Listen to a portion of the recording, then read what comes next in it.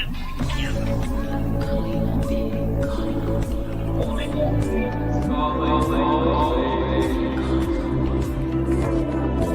Calling all beings.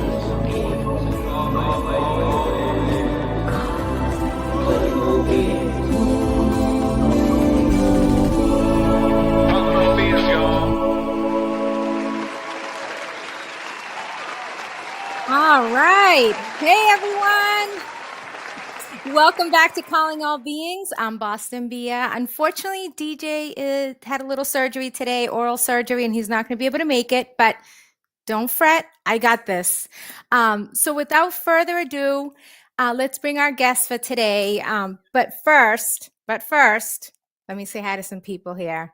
So we got AKA the Cat Ladies here, ready to be our mod. Say hi to Julie. Let's see, who else is here? Heather's backstage. Yes, she already popped in to say hello. All right. Hey, Kelly.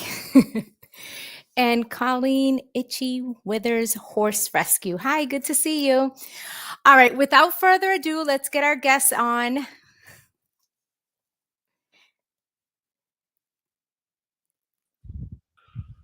Yay! We have the lovely Heather from Alabama. We have the lovely Jan from Mississippi. And the one and only Dylan from the alternate corner, who's here in Massachusetts from Wales. How are we doing, everyone? Good. Great. Good. So what do you think? One of the questions that I had for all of you is, when did you first hear about the Karen Reed case? So we'll start with you, Jan, and we'll go around. Okay. Well, I was just listening to national news. I live in South Mississippi, and just heard it come over the TV. And at first, I was like, "Oh, it sounds like a tragic accident. You know, she accidentally hit him."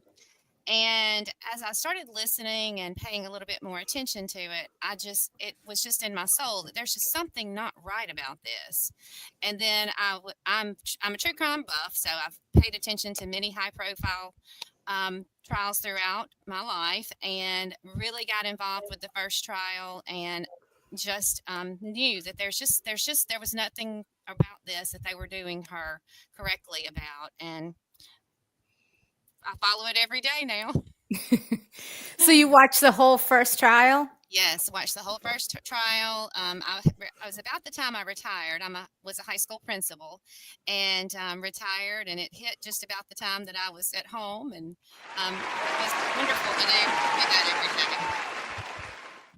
Yes. And how about you, Dylan? When did you first hear? I know you covered it on the alternate corner, the whole first trial, but prior to that, how did you hear about it? Well, first of all, DJ's not here, so I got to speak a bit of Governor. All right, Governor, how are you doing? You all right? You love the accent and all that? So that's a shout out to DJ. There he is. All right, Governor. See you later, DJ. So I found the case in actually probably early 2023. So I read the blog that Turlboy put out, just randomly found it. Then I let go of it then, and I didn't follow it because it wasn't really national news. There was other trials going on. I was covering other trials. So it came back because my mod started getting on my back about it. I'd be like, "There's this case." I was like, "All right, chill out, frigging Nora. We'll cover it." So I did go into it that way. It's probably end of November 2023.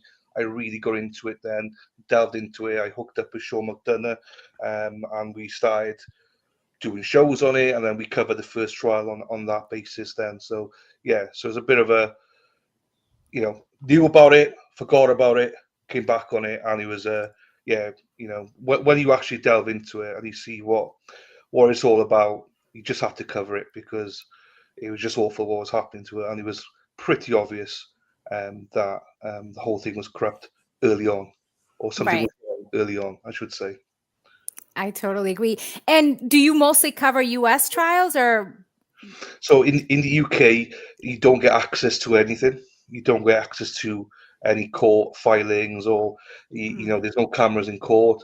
They have started in last year that you can watch the sentencing of some high-profile cases, but that's it. So nothing else other than that. So I have to do US.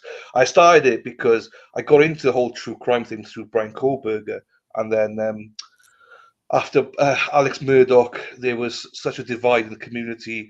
I just wanted to have a say, so I jumped on, started a channel, and then I actually covered Zachary Anderson's my first trial in Wisconsin. That was an eye opener for me, and that was an eye opener for what corruption looks like. So if you look into that case, it's just full of corruption. That was I never thought I'd go into that, but that was my inspiration to go into, these trials, and every defendant should be innocent unless proven guilty. And unfortunately, everyone says that, but not many think that. And I found that out very early on. So I try and find some unique cases, and I did not know that the current retrial would be as huge as it turned out to be, and it's even bigger now. So, and as you can see, with three of us just coming to Massachusetts, from all parts of the world. So, yeah. Right. The world is watching for sure. And how about you, Heather? How did you first, or when did you first hear about the case? Oh, wow. It was August 2023, and I was watching just a YouTube show, and they had Wendy Murphy on, boo, which is before I even got into Karen Reed. So I didn't like her.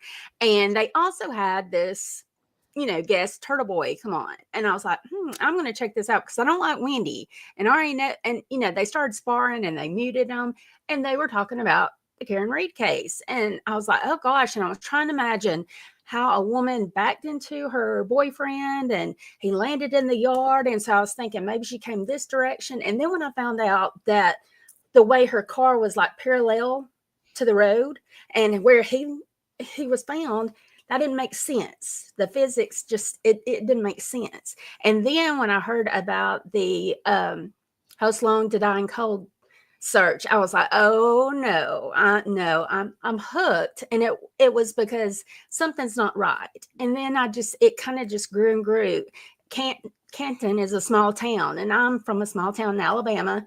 And we had just had some issues that we went through, and we came together as a town and we beat it. And so what Canton was going through and the small town corruption, it just all resonated with me. And then Karen being an independent woman and strong and smart, just everything was so relatable to me. This wasn't some weirdo out in, wherever. It was very relatable.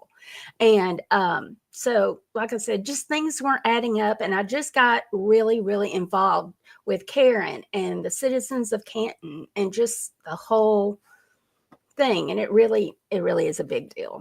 It is. I totally agree. So I do have another question for you guys. So I understand that you heard about the case. You knew something wasn't right. Did you ever doubt her innocence? I'm just curious, Jan. Yeah, I would say that I did. Because it did seem like the most simple explanation was he was laying beside, or well, at first it sounded like beside where the car was parked. After that, as Heather said, it was quite a ways away from where the car actually was parked parallel on the road. But yeah, there were times, even after hearing about some of the problems and the reasonable doubt in the case, it still would go back in my mind. Well, the simplest thing is maybe she did hit him.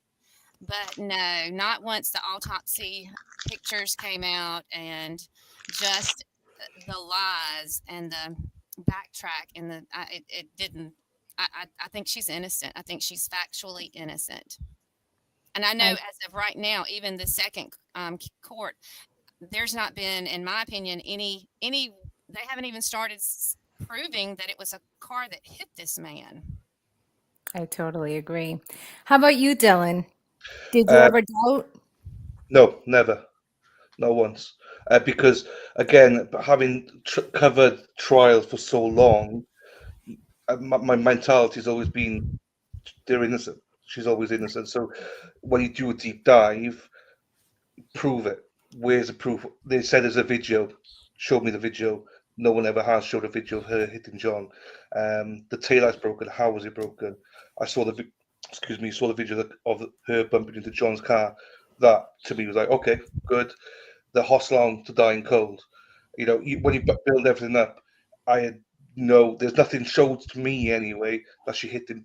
I always have the belief of, like they say, show it to me. I'm not going to guess. You've got to show me why she's guilty.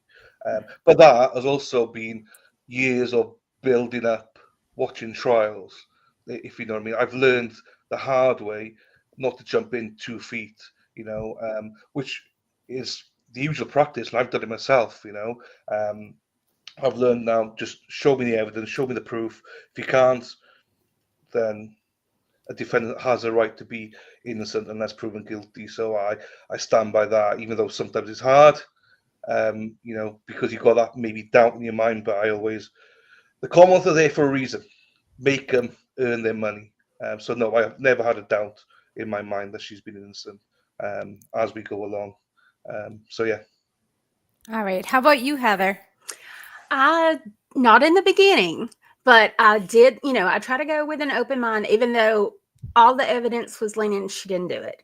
But then that little itch was like saying, okay, she was drinking. Maybe accidentally. And then I'm like, no, because look at his injuries. It does not line up with what happened. And so and when I say for just to say, I mean, it wasn't even like a whole day that I thought she would, but it did cross my mind. So, but people have to remember, look at the facts, because that's what it is. Not what, look over here. That's what the Commonwealth is doing, is misdirection.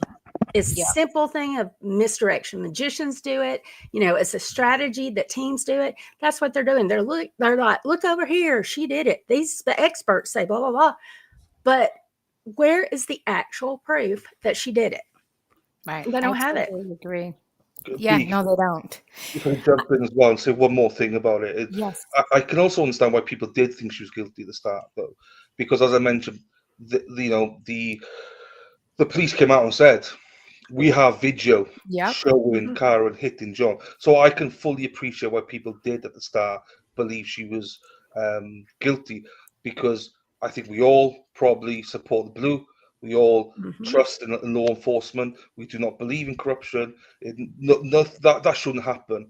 So why wouldn't you believe in it? So I fully appreciate why people at the start would believe that she was guilty based on some comments. But as Heather mentioned, once you go into the actual facts of the case, then you build up a picture, and I think then that's when you think, well, actually, it's impossible. She couldn't have done it. Right. I totally agree. So I just want to mention that we have Turtle Boys Defense Fund that's pinned at the top of the chat. If anybody is so inclined to donate, please, if you do, please let them know that we sent you over here from Calling All Beings. With that said, one other question I have is, what was the most shocking information about the first trial that you learned, like information, whether it came from the defense or the prosecution, about, the holes in this case? For me personally was ARCA. I didn't really understand the whole ARCA side of it, and that the FBI had been investigating the investigation. And the Ford Edge, I thought that was pretty interesting, that at 2:30, 3 o'clock in the morning, the plow driver was going down the road and was not able to pass because there was a car parked at the flagpole. So for you, Jan, what do you think was the most shocking? Well, I would probably say the most shocking is the missing videos, the videos that the case would be over. It would be, either the tail light was busted or it wasn't before before Michael Proctor took it to the Sally Port. Either it was or it wasn't. And just the videos that nobody took a picture. It's just that, to me, that is the end of the case. They were responsible for collecting the evidence for Karen Reed, for John O'Keefe, and for the O'Keefes. And that to me is mic drop, end of story, end of case. They did not do their job, and that was the Commonwealth's job to have those videos and have that proof.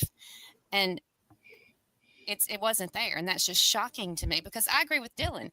I back the blue. I am a police support her. And there's, I haven't had many incidences where the police did anything wrong to me or to my family. However, they did not, there was people did not do their jobs in this case, and it's very unfortunate for Karen Reed, but it is very unfortunate for the O'Keefe family and for John O'Keefe that they did not do that. Yep. DJ, do you have something to say? No, yeah, I think my mouth is starting to soften up a little bit. Okay. I feel like when people do things and they act extremely guilty, when you're putting all the pieces together, first it was I hit him, it was 3 hours later, wasn't said to anybody at the scene. Then you have the whole issue with, ironically, cell phones on the same day. Then you have getting rid of the dog. Then you have refurbishing the basement. Then you have the butt dials. Then you have the hostage to dying cold. Then you have selling the childhood home that was paid off. These are the actions of guilty people. And I also back the blue when they're honest. Sometimes they're not because they're just humans like we are. And some of them get into this field of endeavor for the wrong reason and realize that they have an exorbitant amount of power. And then you see what you see here, where it's more important to cover for somebody than it is to do the right thing and screw the woman who's going to go to jail. That's okay. As long as I back the other person in the blue, that's really all that matters. And how about you, Dylan? What do you think? Where do you start? Do you mean? You've all mentioned so many things there, but what got me was when they showed before even the inverted camera, inverted video came out, how they can lie and say it's a mirror image, so it's all legit and stuff, which is BS. But it was shocking to see the solo cups so near to the tail light.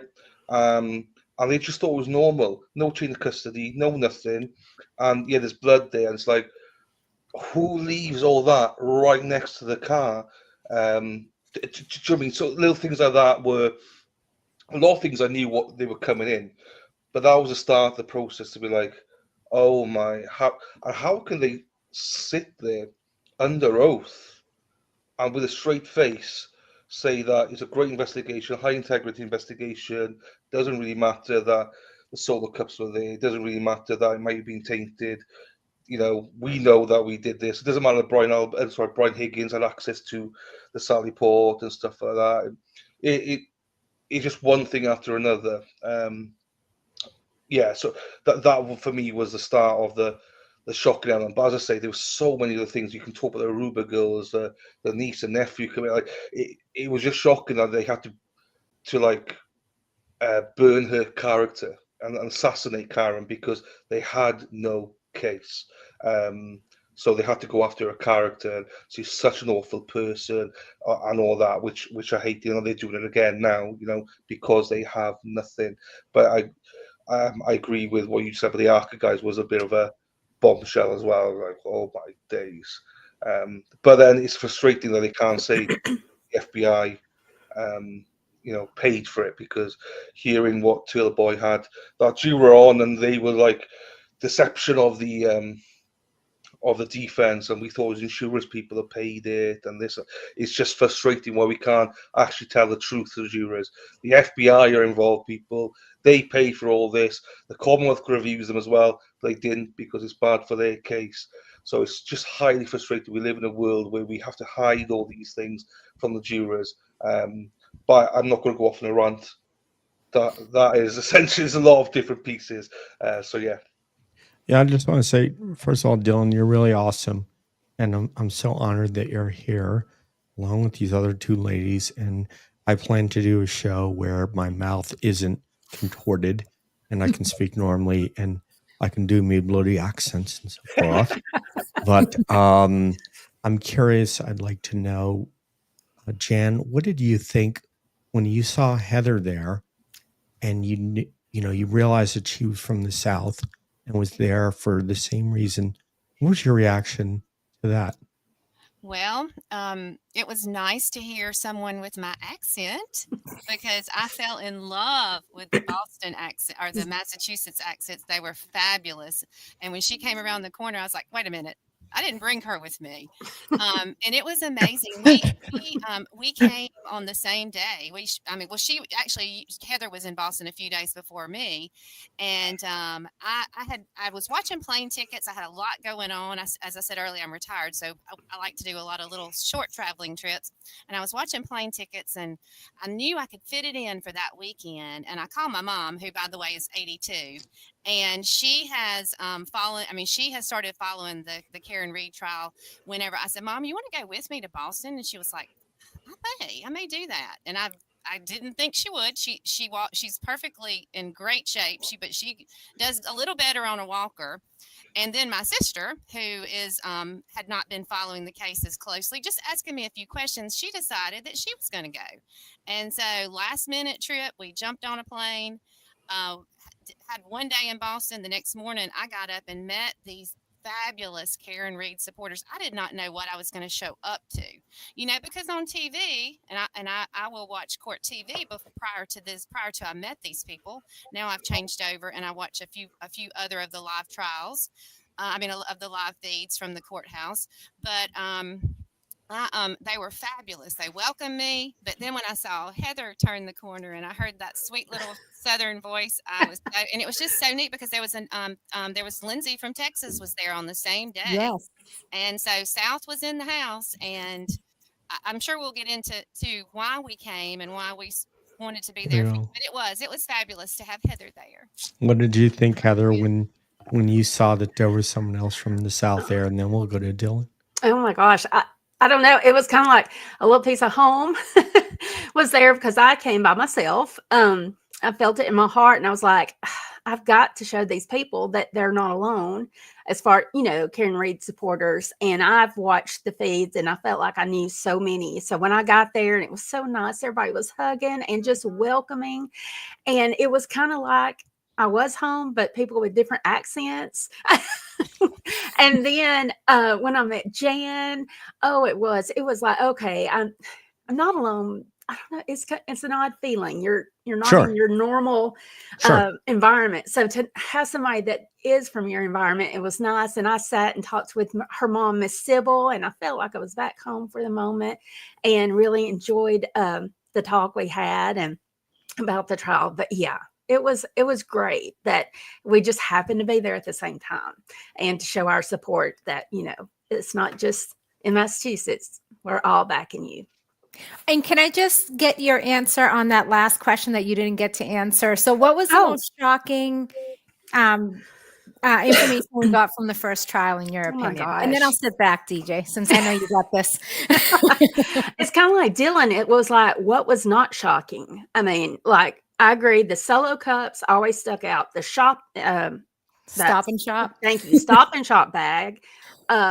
Gallagher was on the stand talking about, we use leaf blowers and we did great. And I'm like, you're bragging that you use leaf blowers? I mean, who does that? That's embarrassing because even lay people know that you shouldn't have been doing that. And DA Morrissey's video that he addressed that was, I sat there and I was like, you are not their attorney. Why are you on here defending Michael Proctor and Colin Albert? This is ridiculous. And it was very obvious what he was doing. And then I guess the two other things that I felt were shocking to me was, of course, when in the first trial, Yanedi told about the Proctor text messages, the ones to his, the where they went into very, very detail about what all they said about Karen.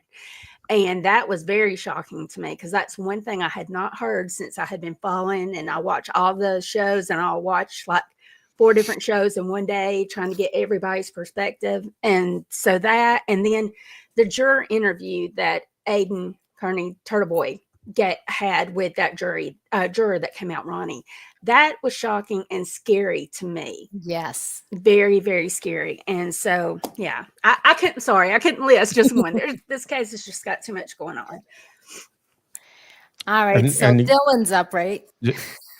So, Dylan, as it turns out, you're from the southern UK, or at least from all the way from the north to the southern UK. Kind of like, well, I think I actually even have a better question for you. If you could finish this sentence. I had to come here and spend a significant amount of time because ... Because the main reason is, I obviously covered the first trial, and I met some incredible friends for life, and I wanted to come out and meet everybody. It's unfortunate that it's under the circumstances of a second trial, and I believe that I would have come out anyway. But I was planned that I knew there was going to be a second trial, so I want to come out. I want to support Karen. I want to support the Boots, and I felt a part of the Boots. And we cover it every day with Dean and Tracy, who are in chat here from Resistance Silence. Hey, welcome, Dean and Tracy. They need to come on the show as well. They're great. Well, Tracy's amazing. Absolutely. Dean is all right. That's cold, man. That's cold. Go ahead. But the amount of friendships I've made, and when I arrived here, it just was surreal because it did feel like family, and that's a blessing of this. This horrendous case where Karen, God could never have chosen a stronger woman to go through this. It's unfortunate she's going through it, but but the grace and the humility and the bravery she's showing to go through all of this has brought all of us together. We're on a show, the 5 of us right now from different parts of the world, discussing something here. We all have the same values, the same determination that an innocent woman is on trial for her life, and she shouldn't be. So all of that together, and the boots on the ground, and everybody that I fell in love with, that brought me here to Massachusetts, and for me, it generally feels like home. And yeah, as I say, it's unfortunate it's under these circumstances, but everything happens for a reason, and I'm here full stop to support Karen and to support the Boots and what they do. And shout out to them because everyone's down there every morning. Tim was there 6 o'clock in the morning. Everyone's there. It's a smaller group this time around, obviously, but snow, rain, sun, cold, they're all there. So shout out to them. I'm absolutely in love with all of them, and I know you guys know them. You give them credit and stuff like that, but for everyone that's at home, they deserve a lot of credit for being there every day representing. So yeah, a long-winded answer for you, DJ, but no, that's what we needed to hear. All those reasons why you're here. So great appreciation for what you're doing. I also want to mention that at the top of the chat, we have up in the Turtle Boy Defense Fund, our friend the Turtle. And if you have the bandwidth to support him, I expect around in a couple of weeks' time, we'll be doing a big Turtle Boy fundraiser. So there's that, as he likes to say. But now, since we had 2 school teachers here, by the way, I love school teachers. I back school teachers. And we have one that actually was the chief administrator, Principal Jan Holman Sears. So if you would read that in the most New York accent you can conjure. Read what? What's on the screen? Oh, are you talking about Terry's question? Yeah. Okay. Can you do a New York accent? Let's see. Well, how about what happened to all the pints of blood that John lost? That's all I got. We're in theater class over at the high school. I loved it. The dramatic flair. Beautiful. What do you guys have to say about that? Bea, what happened to all that blood? I mean, we've heard I mean, they didn't bring it up at the last trial, and I just feel like there's a reason why, and the defense hasn't brought it up. So but I do wonder where it went because it wasn't on the front lawn. So Let's there's take that that. all the way around. Go ahead, Jan. There's that. Yeah, and I agree. I agree with B. I don't know. I mean, it wasn't on the lawn, but there's a reason why it was not brought up. I don't know. What about Dylan, you, Dylan? No what idea. you got on that one, mate? Mate, I don't have a clue, mate. I don't know where he went, mate. But I pass on this. This is a mystery to me, and I don't delve into this bit because there's so many people that have got a lot more experience about how. So I had a question about that when I first watched it, and nurses have come out and said the same things like where did it go and stuff, and it's just mind-boggling. And I would only be speculating. I have no idea, but I'd love to find out. Do you know what I mean? But It's a great unfortunately, I never will. response. We don't know. Yeah, Heather, what's your point about? What's your thoughts about the 3 pints of missing blood? Same thing. It would be speculation, but I believe we can all agree, and I'll speak for myself.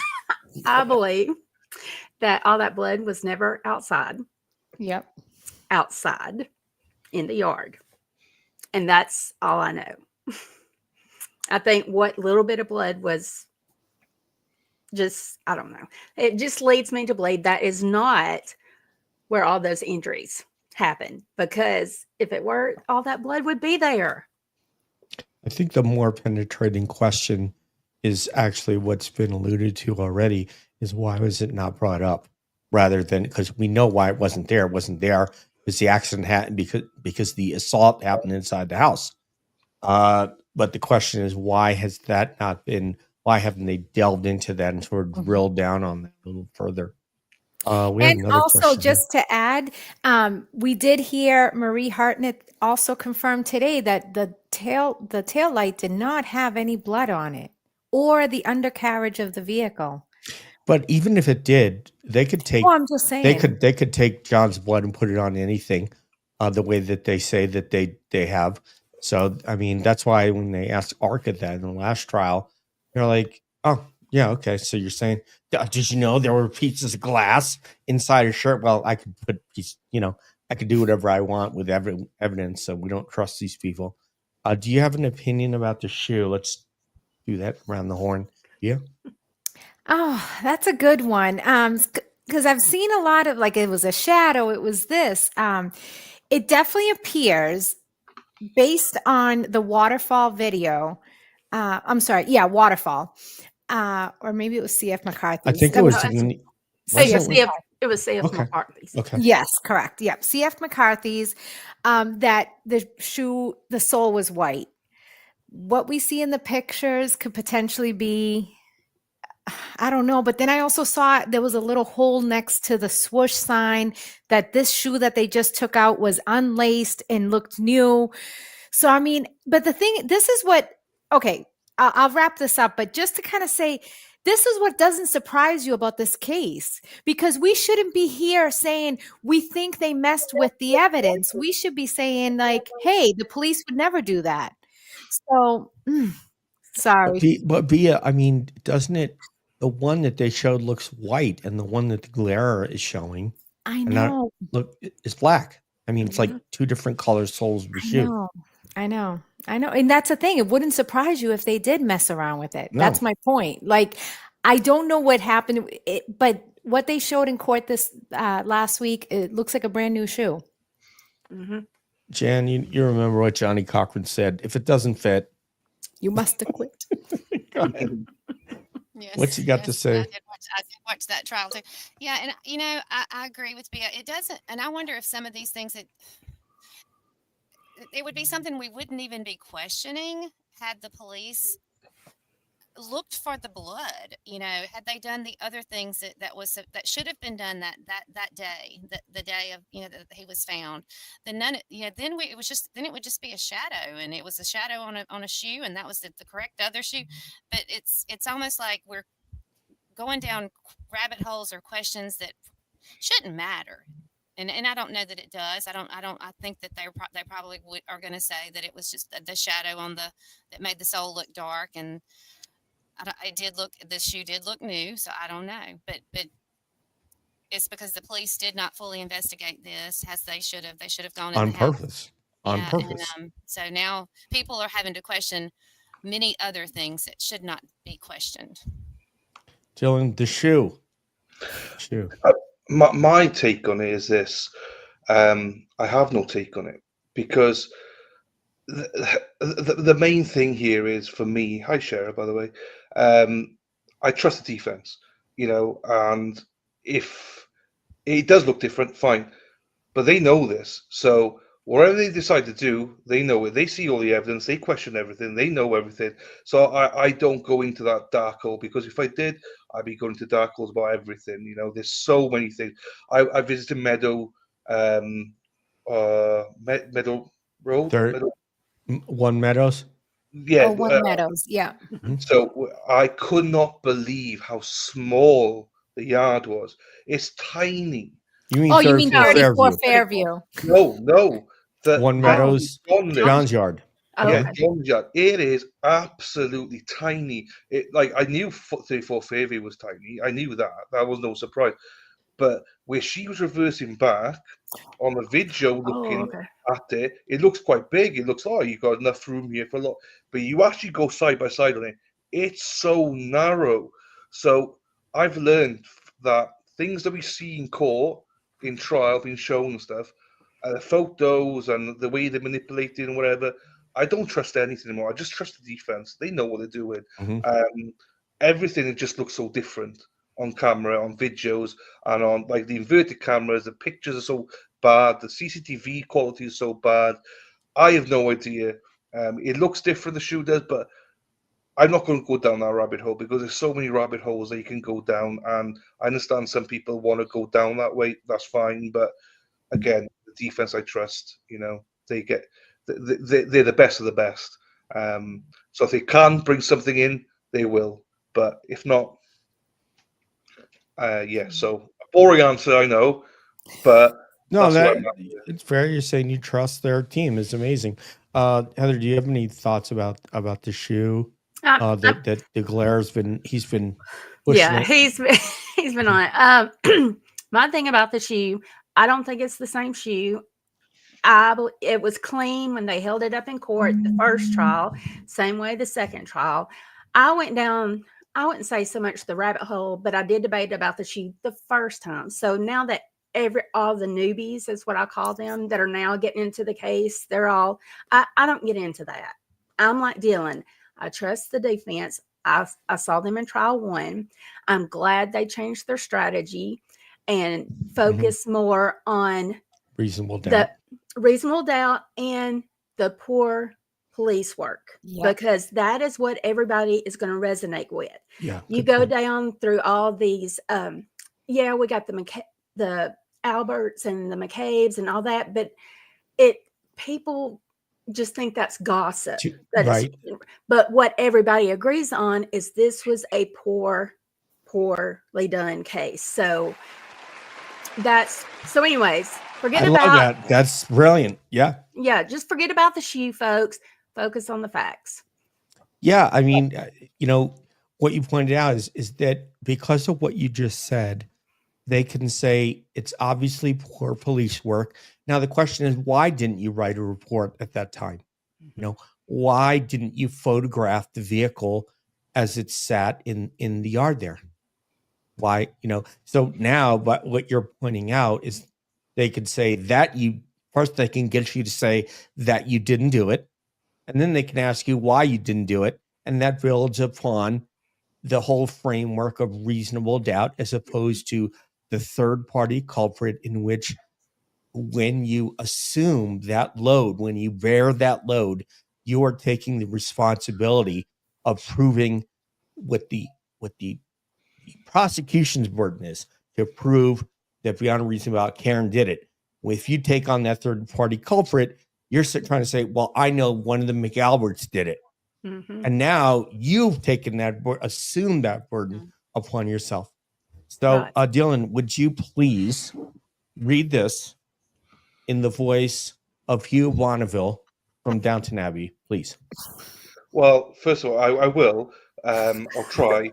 But shout out to Unicorn. She's actually from Yorkshire. She's from UK. He's Hugh Bonneville's from Yorkshire. So Unicorn is from Yorkshire. Oh, Yorkshire. wow. Okay. Hold up. Let me do it right now then. It's nice to see you back. I will try and do a posh accent, but I'm not sure I can do a posh accent. I'm a bit of a blue collar, so as Pretend well you're as Lord Grantham right now. Yeah, I'm trying to get my posh as well as the things that you mentioned. The lack of showing any compassion or care for the loss of their fellow officer in most cases was shocking to me. I thought we just transport ourselves to Queensland in Australia. I don't know how we got to Queensland. Good day, mate. Mate. That was supposed to be posh, mate. Oh my God. You guys have made me feel so much better. I'm going to tell you, that was great. Sounding so much better. Yeah. Oh my You God. are. That was awesome. So glad to take that, Bea. What do you think? Yeah, I mean I know. Vicky? Is that Vicky Unicorn No, that you met? Or no, Dylan? It's not Vicky Burnett. Okay. She's from Yorkshire as well, but no, Unicorn's different. But she's again from Yorkshire.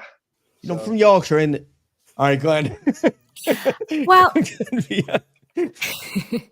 I mean, the fact that no one's referring to him as Officer O'Keefe, like, yeah, I mean, I totally think that they're, that even other fellow officers are calling him Mr. O'Keefe. It's, yeah, there is. I don't think I mean, nobody showed him compassion because if they had, they would have done a proper investigation. So, what do you think, Jan? Well, I actually just came from fellow teachers' retirement party today, and I know even a teacher that was at another school. We had one that passed away, and the entire district showed up, and so that's a little confusing to me. But then again, I don't know if they've been told, "Hey, do not go," or stay out of this. I don't know. It's very confusing. Even the Boston, Massachusetts police force, they're not normally they would be there backing that case and backing that prosecution and wanting to see justice done on whoever was standing trial. And it's also curious on the other side that they're not there for that either. So yeah, I don't know. I don't know. It's confusing to me because here we're there for our coworkers and our friends and. Hey, Jan, Bea can speak to that. Tell them what the Boston police officers have been told, Bea. Yeah, I mean, obviously this is hearsay, but basically, like, don't get involved. Stay Whether away. you have an opinion one way or the other, just don't get involved because now they're risking, other police officers, coming after them, their pensions, and they're just being told, like, stay out of it. And I know that's hard for some of them because they have to want justice for this family and for their fellow officer. They have to want it, and they're not able to do it. But not badly enough because, like, for example, we've used this on the show over and over, and I'll personalize this to my career in AFSOC. But AFSOC, we work with the SEALs, and when Eddie Gallagher executed the Afghan boy and shot, there was a Taliban kid. Who was he dined out by? It wasn't Army guys. It wasn't Air Force guys. It was other SEAL team members that said that is against the law. It's against the Geneva Conventions. It's against the law of armed conflict, and we're diming you out. And they went and told the JAG, and they arrested Eddie Gallagher. For my guys in AFSOC, I'm with you. You're my brother. We flew together. We went to combat together. But if you do something really stupid, and we have had pilots and other crew members do really stupid things that people got hurt and killed, if I see you do that, I'm diming you out. I'm not worried about reprisal, Not worried if someone wants to come beat me up. If you broke an airplane, hurt someone, killed someone, I'm diming you out because you didn't follow the shit that we learned in our rules and our regulations. So if you went on your own and decide you were going to do this, now it's on you. So you see what I mean? The difference between there's a bond, but there's a line. And when O'Keefe was killed, there is no more blue bullshit. Now it's okay. We just lost a guy, and I even one of my friends from college. I went to college in Massachusetts. He's a police officer, and he said to me, "I know those guys. Those guys took him into the house and they killed him in there." Now, when I first contacted him about Karen Reed, he didn't say that, but he has now said that. Now that he knows the facts of the case, so you see, you back people to a point. Now you're on your own because somebody got killed and somebody needs to tell the truth. And none of these people have any guts to say, I'm willing to risk my retirement. I'm willing to give up this job and go to another police department in Mississippi. I don't care. There are other police departments that will hire me. It doesn't have to be in friggin' Dedham or Norfolk County. But there's not one of them, not one, that would say, you know what, I'm going to do the right thing. And then I'll go to another county or another state and enforce the law there, honestly. What do you guys think about that? I don't want to just be on a monologue here. What do you think about that? Anybody? I mean, I'll try to squeeze that into what Unicorn said as well, because I do agree with you. And it's you look at someone like Peter Murphy. I know he's retired now, but like he was threatened, and he's gone out on a limb. So all praise to Mr. Murphy. Yes. He deserves a lot of credit. Praise the Lord for Peter, who now would be a friend as well. So it took a lot for him to come up, because that's his own department, that he was going. He's trained some of these people, and they're now gunning for him. So we met his daughter today. She was worried sick about him and everything that he was going to go through. So I appreciate the dangers involved, obviously, in it, but at the same time, you've got to do the right thing. And I think more and more these days people are coming forward, but it's taken a long time for people to come forward and start to do the right thing. For me, we're going back to what Unicorn said about compassion and stuff. I would have thought, as a fallen officer dying on a front lawn, that no matter what, people would be out there from all departments, parking up there, making sure it's secure, making sure no matter what the weather is, they would all pitch in and do that for a fallen officer. Great point. That's why I would have thought, the fact that did not happen, I think speaks volumes for the case. Not one. And when you look at ex-Trooper Proctor, text messages about like, will the house owner get into trouble? No, he's a Boston cop. That told me everything I needed to know. Yeah. So no compassion, no nothing, and no care. The fact that he used solo cups, the fact that he used a leaf blower, showed that they had no compassion for the scene, for John, or anything. And it saddens me. That's a great point that you just made, and Heather also made that point about the backpack blower. That actually is showing that you don't want evidence to be found that could lead to who actually hurt John. That's actually trying to get rid of evidence. And these guys, what they'll say to you is they'll say, oh, well, if I say something and then I go out on the call and I got my partner there, he might not back me up. Well, aren't the SEALs in the same position?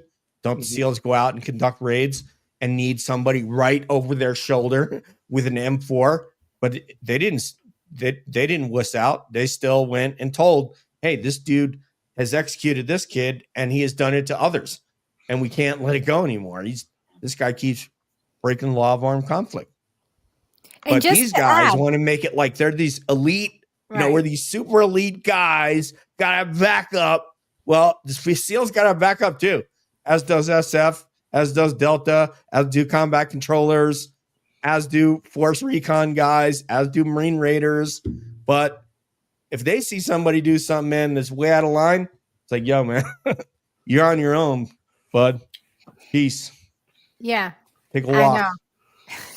And the thing is, too, it's not like Massachusetts, we get snow. It snows every year. This isn't like an estate where maybe it doesn't snow often. They don't have the proper equipment. They have things that melt the snow that they could have addressed it when it What? was only 2 inches. They They have could have melted the snow? Are you And- kidding? Like heaters? heaters. And Yes. a tent? Yes. Oh Tents and my heaters. God. This You know what I'm technology saying? existed in It does 22? exist here, too. Yes. Oh, Jen, can you believe this? Well, and I was wondering, like I didn't want to ask, but maybe in Massachusetts they just do it this way. I don't know. We don't have- No. No. We have very little snow in Mississippi. Yeah. We do have snow. So I would say if something happened in Mississippi in a snowstorm, I don't know that I would be totally surprised that a leaf blower would come out. But in Massachusetts, I would think you would be prepared Well, for this. Well, you wouldn't want, in any circumstance, you Right. wouldn't want to use a leaf blower in any circumstance, because potentially you're blowing evidence It's the way. across the street to frigging Kelleher's yard. So there's Mhm. no circumstance you'd want to do that. But Ed from Duty Ron had the best response to this. And if you guys know Ed, have you seen Duty Ron? Ed Mhm. was on the NYPD forensics team for CSI team for 25 years in Manhattan. He said, what are you guys talking about? He goes, what do you think they do in Norway and Finland? Think they don't have crimes there? Really? In northern Canada? What do you think they do? They get they put a tent around the scene, they bring in space heaters, and they melt snow. And then they could see what's underneath it, if that's what their goal or their aim is to do. So yeah, like there's a lot of countries, Norway, Finland, Sweden, Denmark, the United Kingdom, the northern UK.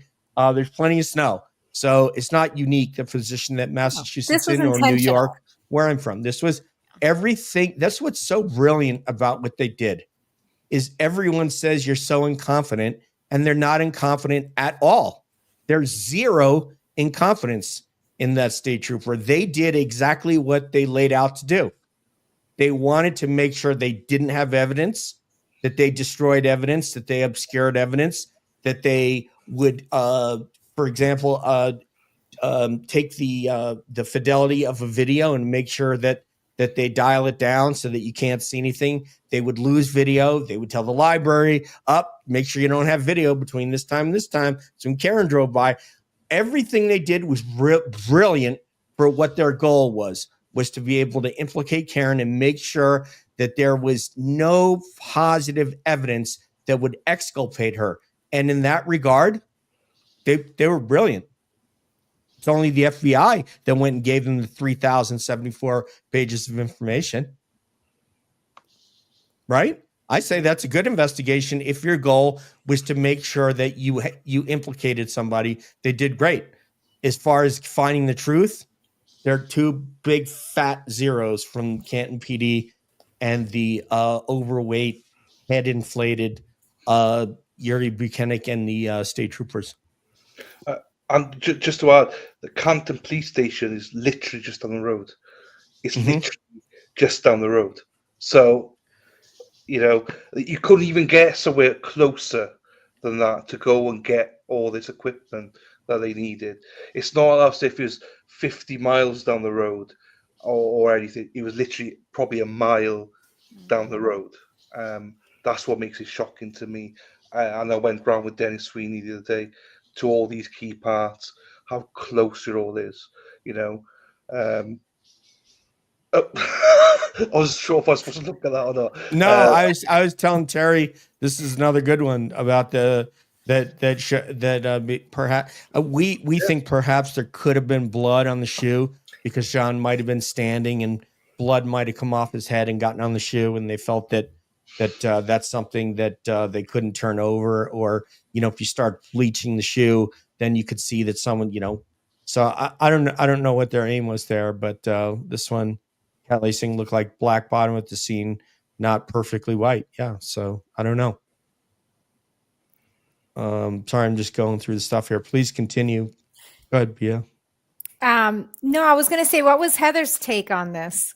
You've been a little bit quiet, so Oh, well, make sure you get in I'm here. enjoying listening to everybody's Well, fine. perspectives, but no, I thought it was rude. I thought it was disrespectful that the way this, they treated when they found out one of their brothers were down here in Alabama. Even after somebody's retired, if something has happened to them, the whole community, comes together. Who's going to do a meal train? Who's going to, did they need money for medical expenses? And that's just what happens. That's just what we do here. We just come together. And we just had a firefighter who a tree limb fell on his head, and he had to be taken to the emergency room. And the town has come together already. I mean, they're praying for him and his family, and he's doing well. He survived, but they're already, like I said, getting meal trains together, whatever they can do to help. And you would think they would do the same thing for Officer John O'Keefe, and they didn't. And it really pisses me off that they don't call him officer. It pisses me off that Brian Albert didn't come out of his home, which we know why, but still, you didn't come out of your home. And then everybody is supposed to be hush hush about this over a dead police officer. And it's disgraceful, and they should all be ashamed. And those that were not involved need to speak up. And, I mean, that's just, sorry, I get mad about it. No, something? I love that point. I love that point, and I'd like to go from Dylan to Jan and Bea. Do they feel shame? What are your thoughts on whether or not the Buchanans, the Proctors, these other douchebags are not, whether they feel shame? I hate to use those words, but that's how that's what they bring out of me. Do they feel shame, Dylan? No, because they're already after themselves.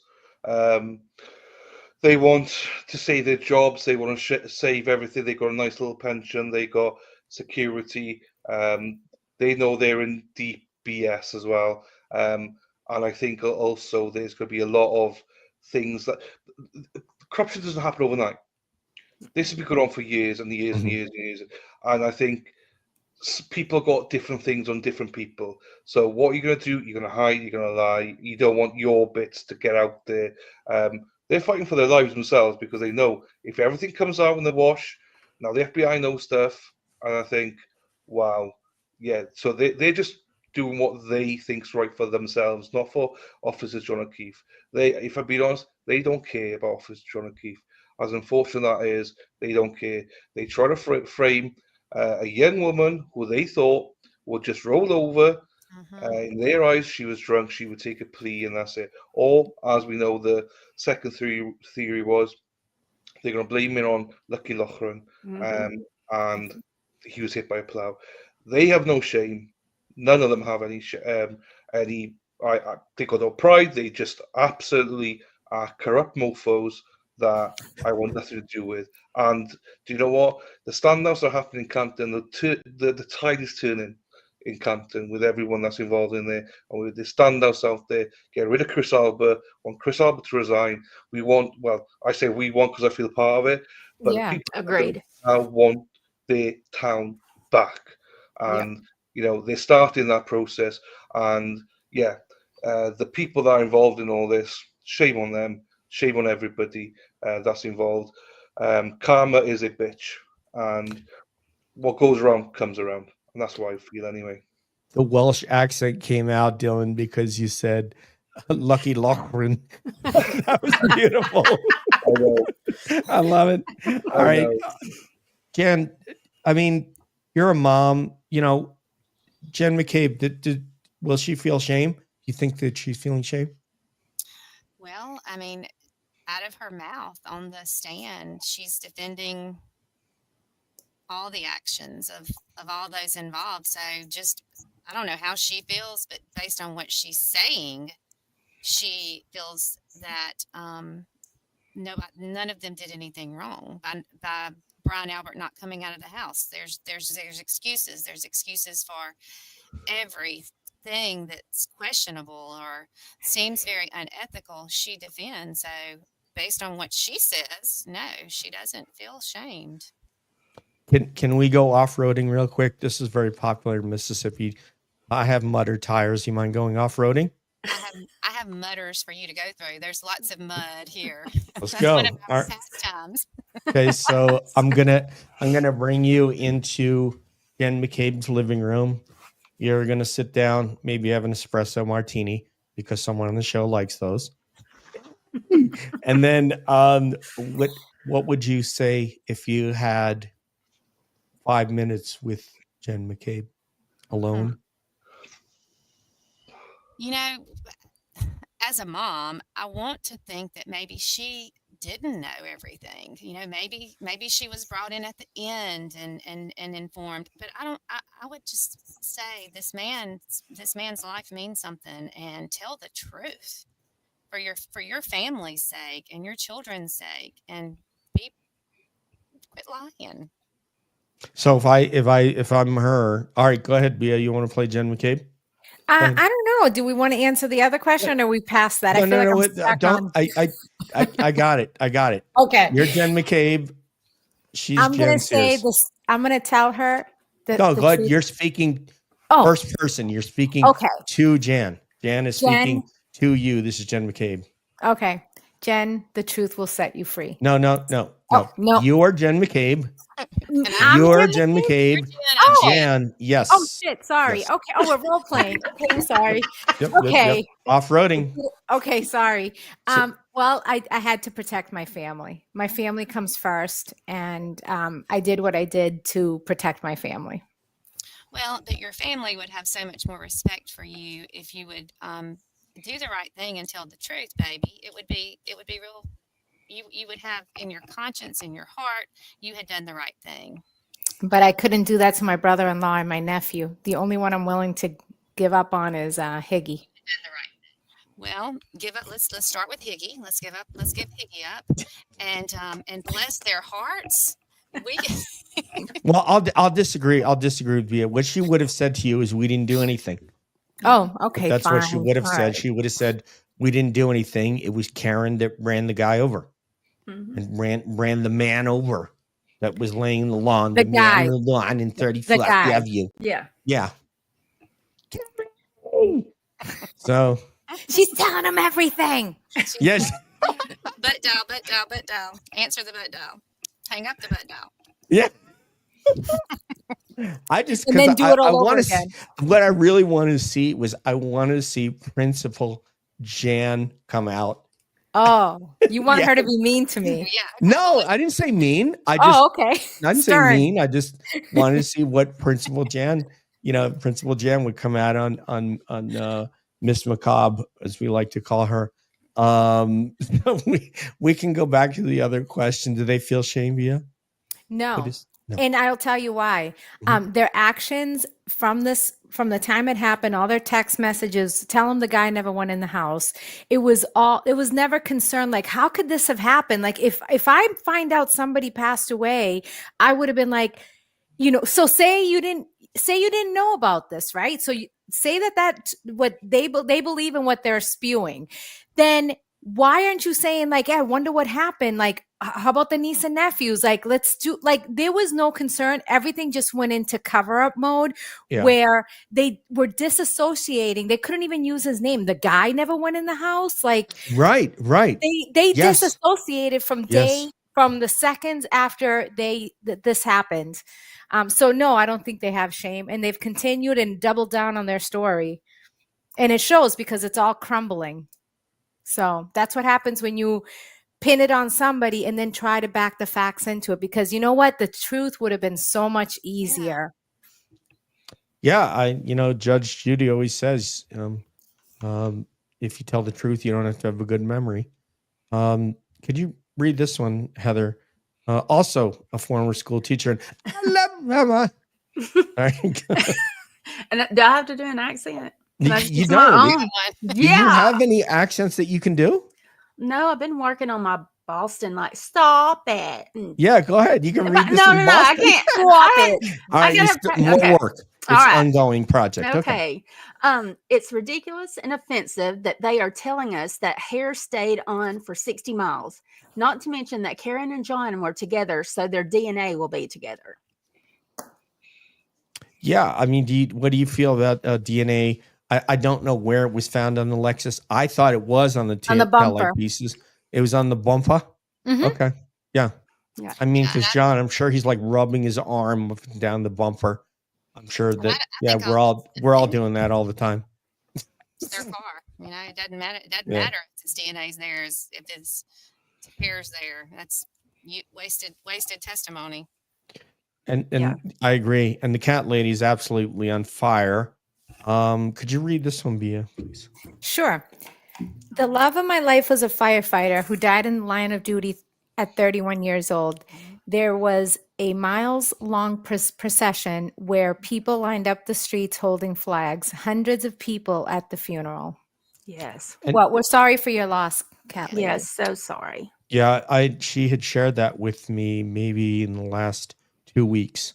So she's a wonderful person. Our actually second newest now that we have Boston Brandy. So she's our second newest mod, and I know it. We had covered that a little while ago, but the cat lady's on fire. So we're gonna keep going here, and I'll do this one. As outsiders, who do you think can help the situation there, Dylan? Oh, that's great. That's a good scouser. You did a good scouser at the courthouse. Oh yeah, You can answer in scout. No, I'll have to practice it. You said, "Hey, son." When you said "son," you go ahead, man.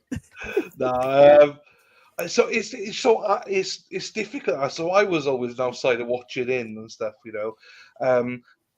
But actually being out there, like I've got patches on my back because I've been standing so much. I've got a bad back at the minute. The people out there, how do you don't actually realize how tough it is to be out there. Yeah. So genuinely, you know, I know Resistance Silence, they go live for a lot of stuff. Watch it, comment, whether it's during or after. The support, they love the support, they love it. So join the groups, go and give them shout outs, and stuff like that. They're there for a reason, you know, they're there to support, and to know that other people from other countries or you know other states give them shout outs, being nice and stuff, supporting. It means the world to them because I kid you not, right? On a Sunday, you do legacy plays for 2 hours, and you do an hour and a half in Canton. The other day, Dana, Timmer, Dennis, myself were on the wall sitting. We were knackered. Then you got Brenda and the ladies. They're all still standing 4 hours later. I don't know how they do it. These women are relentless. They're tough as they come, tough as boots. But the motivation that you know people commenting and giving them shout outs, it means the world. It keeps them going. So keep watching, keep supporting, keep donating, whatever little you can do. Keep, you know, every penny counts. Whether it's to Tillboy, whether it's to Karen, or whether sometimes lots of people have been given money for lunches and stuff like that. It means the world. They never ask for a penny. They never want it, but people are so generous, you know. So the main thing you can do is just support and go into the chats and support them, like the photos, you know, in Resistance to Silence and wherever the groups there are. That's the only thing I could think of. I'm out here right now, so I see the other side of it, and to know there are people watching, it means the world. So he's spreading the word, so it's worth it, you know, what you're doing. So go and support them. Watch the channels that are showing the select board meetings. You know, spread the word out there. It's not just the Karen Reed stuff, but you know, there's so many other cases upcoming, like Sandra Birchmore and Justin Root and the NVDA and all that, and then obviously select board in Canton. and all that malarkey. I go see Dennis Sweeney in the chat. He's my driver in Campden, so he's saying you need to find another driver. Yeah, so sorry, a long-winded answer, I know, but it's not all about money. It's about the little things you could do. Lots of people sent out, like Robin G sent out, like umbrellas, little things like that for certain people was huge for the supporters to be able to have some umbrellas out there, some gloves in the winter. People were knitting gloves and scarves and sending them out. Just little things. They mean a lot to these people. It really does. So just do what you can. Me back is hurt and I can't be asked to stand out anymore, can I, Dylan? Fuck them. The struggle is real, honestly. No, I really do. I was, if we were to talk to Dennis, I think, and Brenda and Bea and the rest of the crew out there, Tima and Suzanne, I think they're probably conditioned themselves to do this. Like probably the first couple of times they probably felt like you and probably like I would if actually, yeah, we did a couple in a row last time I went in January. So yeah, the struggle definitely is real and they're tough. Yeah. Let's see if we can get Principal Holman Sears to read this one, but can you do a Seattle grunge? Like you're a member of Pearl Jam or something. Nirvana. I feel like Jen is trying to protect the family, but people with morals and ethics will turn a family member if they commit a crime. She's not helping her family in reality. What do you say to that? Yeah, that's exactly. I thought you were gonna go, hey man, we're getting the band back together. I'm sorry, go ahead. What do you say, Jen? Pearl Jam. But that's what I was saying earlier. Just. I don't know. You have to stand up even against your family sometimes. If she knows her family did something wrong, or if she did something wrong, she's going to stand with the laws, I guess. But yeah, you have to be honest. But I want to go back to the question that Dylan talked about. So what can we do from small town Mississippi, and why did we show up that day? That was the first thing that these boots on the ground asked me whenever I walked up that day. They were welcoming and telling me where to stand, and I couldn't walk by with I couldn't at certain times. I had to cover my shirt up because of the buffer zone. But several people ask, why are you here? Well, I'm here because I'm from a small town where we've had some police corruption, or the next town over, and because of social media and people being allowed to speak the truth and speak their voice, things were able to get done. And a police officer that hurt a 65-year-old man for not turning a blinker on, that police officer, because people were able to speak up, was released from his job. And then also, I think just talking about it. I started off as the person in my family that was talking about this case and interested in this case. Now I mentioned my mom and my sister, but my daughter's friend group from high school, they are all involved. They all have opinions. They may not all be the exact same opinion on what they think happened, but there's awareness to this case. And I will tell you that this case is bigger. And I know, Bea, you're there in Canton, and so you want to see change in Canton, but this is bigger than Canton, Massachusetts. This is happening across the country, and maybe not as bad as you all are having to go through, but just shining the spotlight and being there for people. These people stand outside that courthouse every day, just like you said, rain, sunshine, snow, they're there. And just the fact that Heather and myself and Lindsay came that's the only reason I came. I didn't come to see Boston. I didn't go to the ballpark. We did a little duck tour just for the fun of it, but I came for this case, and those people that are there, it was very, I could tell that it just meant something. And I'm nobody. I'm nobody, Mississippi. You're very, very, very important, actually. Yeah. Just want to get that in there. Right. And it was very important to them that I was there. Yes. And one of them even said, what else are you here for? And I said, oh no, this is it. I mean, we're spending the day and the night, and we totally enjoyed the the pizza afterward at the Italian place. It was just a fabulous day. Met some of the most wonderful people that will be friends of mine forever. Yeah, I mean, I'm not from there. I only went to my connection is I went to school there. Other than meeting these guys and becoming involved in it, it meant something to me that Dylan was there and you were there and Heather was there. So, you guys are quite important.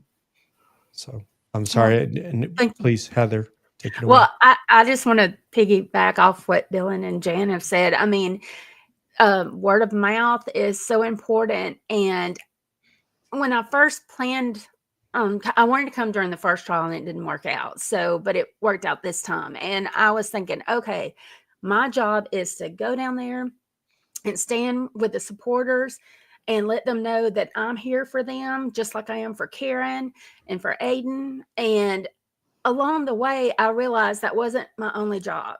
And if I start crying, I'm sorry. No, but, please, pure emotion. I went to Boston the day Thursday, and then Friday I went and stood out with people. But I wore my Free Karen Reed shirt. I did not go up to people and go, "Hey, did y'all hear about Karen Reed?" I let people come to me. They either came to me because of my shirt or because of my accent. And they were like, "What brought you here? Why, what's going on?" And I told them about the case. And I went out to dinner, and a waiter, I was telling him, and he was like, "I'm from Canton." And he said, "Thank you. I appreciate you coming." He said, he didn't realize that the world is really watching. And so I realized that it wasn't just to come hang out with you guys, but to spread the word through the area that, hey, you've got some people from out of town and we're here to help. We're here in whatever way we can. I have a sign in my yard here in Alabama that says Free Karen Reed. I wear my shirts everywhere here in town. And if somebody asks, I tell them about it, but I'm not going to push it, because that's the thing. You don't want to push it. Then people, they don't want to receive what you're saying. Right. So, but yeah, so through the town, Lyft drivers, I took a lot of lifts, and there was so much emotion in some of these people listening to the story. And yeah, it was really, really good. And then I realized, okay, this is what I'm here for. I'm here for. So it felt so good in my heart. That is really, really beautiful. And it's, when it's from the heart, you really feel something. And I've taken some criticism for only covering this and not covering other things, but it was important to me to see this woman freed. And I'm emotionally, morally, ethically offended by these people that have committed this against her. And the temerity, I'm looking for a word, so I just use temerity, of then to think that it's okay that once you place this badge on here, you now have license to break the law. It applies to the other people out there, but not to me. And I will do as I see fit and as I please. And it's okay. And you just have to suck it up. And Brandy felt it the other day at the courthouse when one of them turned on her for something absurd. Pardon me, my mouth with the Novocaine, I can't say absurd properly, but you know what I mean. And she was scared, and she should have said F you to that police officer, because it's her right to do that. But when he said, "What's your name? What's your birth? Let me see your license." What, for saying peekaboo? Really?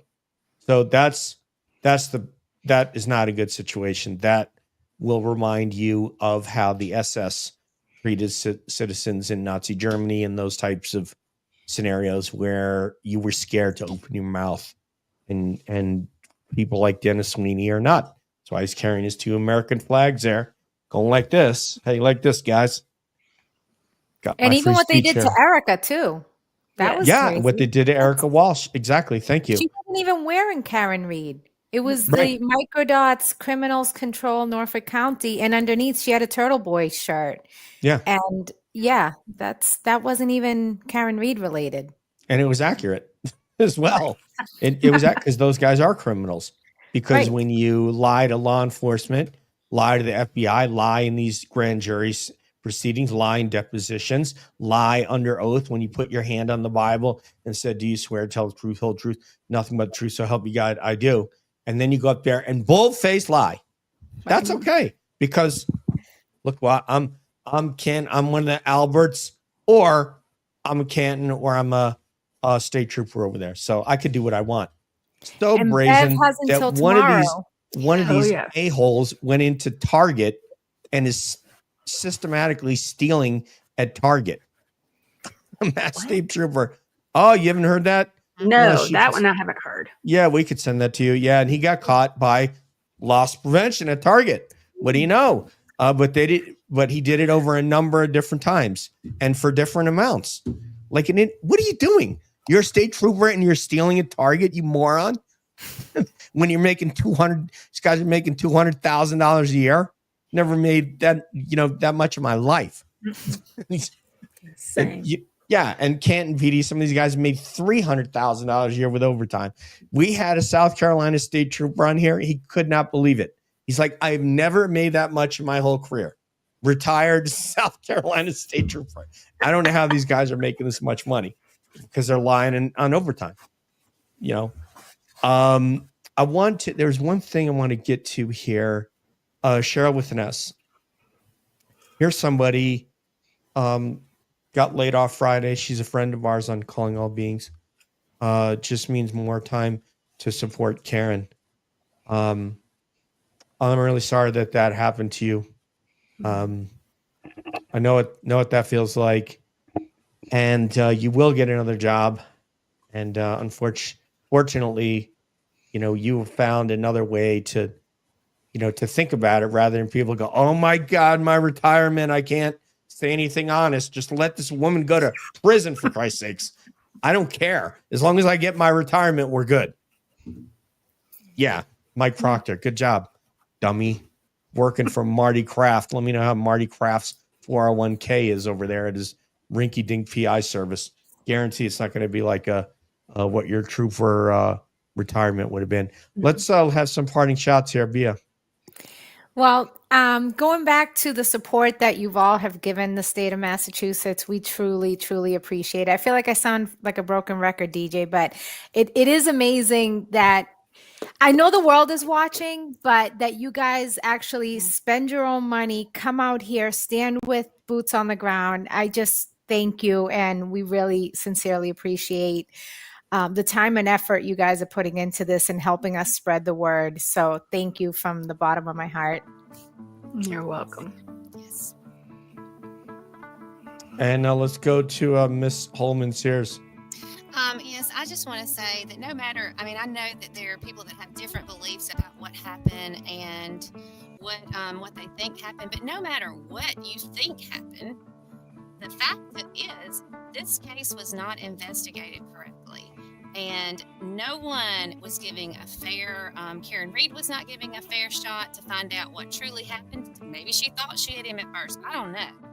But immediately they jumped on, and because of the actions of the police involved, we may never know what really happened. But we are praying for you.